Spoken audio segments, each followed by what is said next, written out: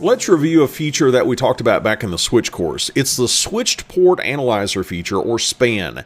And SPAN can be very valuable in troubleshooting because a really common tool we use in troubleshooting is some sort of a network sniffer, a packet analyzer. We might have a laptop running Wireshark, for example. And SPAN can help us capture packets that are appearing on a specific port. You see, under normal operation, a switch is only going to send frames out of ports that need to receive those frames. Consider the client and server we have on screen. The switch has learned the MAC addresses of these devices, so when traffic is coming into the switch from one of the devices and going to the other device, the switch only sends traffic out the appropriate port. If we were to attach a network sniffer and try to capture packets going between the client and the server, we would not be able to under normal switch operation because our sniffer doesn't have a MAC address that matches the destination MAC address on this frame, and as a result, the switch doesn't send it to us. However, with SPAN, we can tell the switch to make a copy of traffic appearing on a port or appearing on a VLAN and send it out a specific destination port. With SPAN enabled, if I were trying to capture traffic going into or out of that port connected to the client, if a server were to send a packet to that client, the sniffer would get a copy of that. And when the client sent a packet back to the server, the sniffer would get a copy of that as well. And it's really easy to set up. Let's go out to a live interface and remind ourselves how to configure SPAN.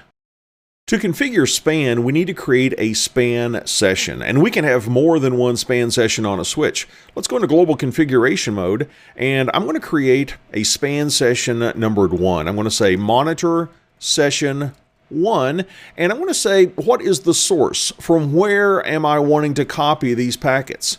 Well, the source could be an interface, it could be a VLAN, or as we're about to see in just a few moments, it could be a remote VLAN. We could actually capture packets that are appearing on a different switch. But we'll get to that in just a moment. That's the RSPAN feature, or the remote SPAN feature. Here, I just want to capture traffic appearing on a specific interface. And in our case, it's going to be interface Fast Ethernet 1/0/1. Oh, and by the way, let me show you with context-sensitive help. I could have said, I just want to capture traffic being received on that port, or being transmitted from that port, but I just pressed enter, and that's the default of both. Now I need to say, where do I send the copy of this traffic? I'm making a copy of traffic coming into and going out of Fast Ethernet 1/0/1. Where do I send it? Well, that's going to be my SPAN destination. I'll say monitor session 1, same session number, but this time I'm going to say, here's the destination. The destination is interface Fast Ethernet 1/0/12. And that's a basic configuration of SPAN. We can verify our configuration with a show monitor command, and we can see that this session is local to this switch. I'm not using remote SPAN, in other words. And we can see that I'm capturing traffic in both directions, coming into and going out of Fast Ethernet 1/0/1, and I'm sending copies of those packets coming out of and going into Fast Ethernet 1/0/1. I'm sending copies to Fast Ethernet 1/0/12. And while SPAN is fantastic if we can connect our device into the physical switch on which we're wanting to monitor packets, it could be a bit of a challenge if I'm in my office and my PC is connected to one switch, but I'm wanting to monitor traffic, maybe going to or coming from a server that's on another switch. Something that can help us out with that is called remote SPAN. Let's review that. The remote SPAN feature is something else we talked about back in the switch course, and here's the challenge that remote SPAN overcomes. Let's say that we've got a sniffer connected to switch SW2 like we see on screen, but we're wanting to capture traffic that's being seen on switch SW1. Well, we're not going to be able to do that, are we?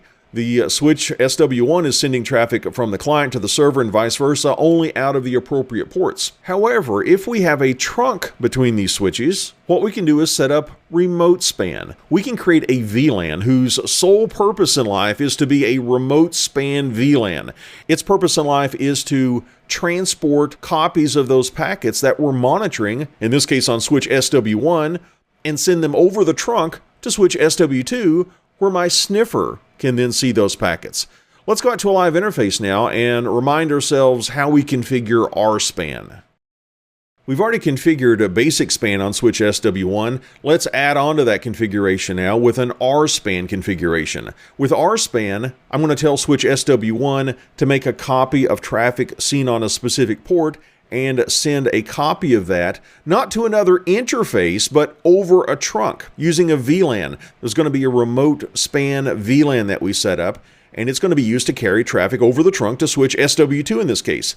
Let's get started by creating that VLAN. I'll say VLAN 50, and I can give it a name to remind myself what it is. I'll say it's remote-span is the name of the VLAN. Something else we can do here, though, is to say that this is a remote span VLAN. Let's say that. And now let's tell switch SW1 what packets we want to capture. What is the span source, in other words? I'm going to exit out of VLAN configuration mode, and I'm going to say monitor session, and I'm going to give a different session number because I've already got a session 1 created on this switch. I'm going to say monitor session 2, and the source is going to be interface Fast Ethernet 1/0/1. It's the client you see on screen. What's the destination? Well, the destination in this case is going to be a remote VLAN. I'll say monitor session 2 destination, and in this case it's going to be a remote VLAN of 50. And we're done with our configuration on switch SW1. Let's go to switch SW2. On switch SW2, let's just make sure that we've dynamically learned about VLAN 50. I've got VTP running between these switches, so we should have. Let's do a show VLAN. And yes, indeed, we have learned about VLAN 50 named remote span. Let's go into global configuration mode and say that our source is that VLAN. I'll say monitor session.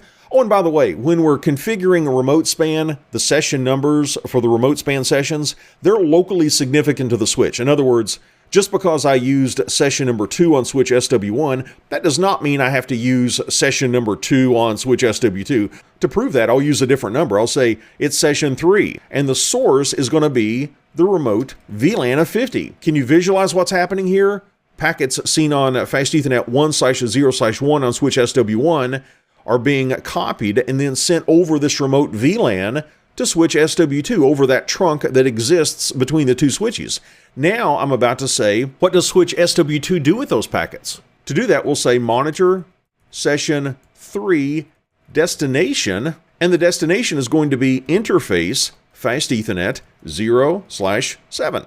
And we're done with our configuration on SW2. Let's give a verification command. We can do a show monitor, and this time we see that we're configured for remote span. We've got a remote destination session. The source is the remote span VLAN of 50, and the destination is Fast Ethernet 0/7. That's where we're saying we're connecting our sniffer. Let's go to switch SW1 and give a verification command there as well. We can do a show monitor, and we see the session we created a few moments ago, the local session, but just now we created the RSpan session, and we're capturing packets from interface Fast Ethernet 1/0/1 connected to the client you see on screen. And where do we send copies of those packets? It's to remote span VLAN 50. Span and RSpan. Those are a couple of great features that help us capture packets with something like a laptop running Wireshark when we're doing troubleshooting.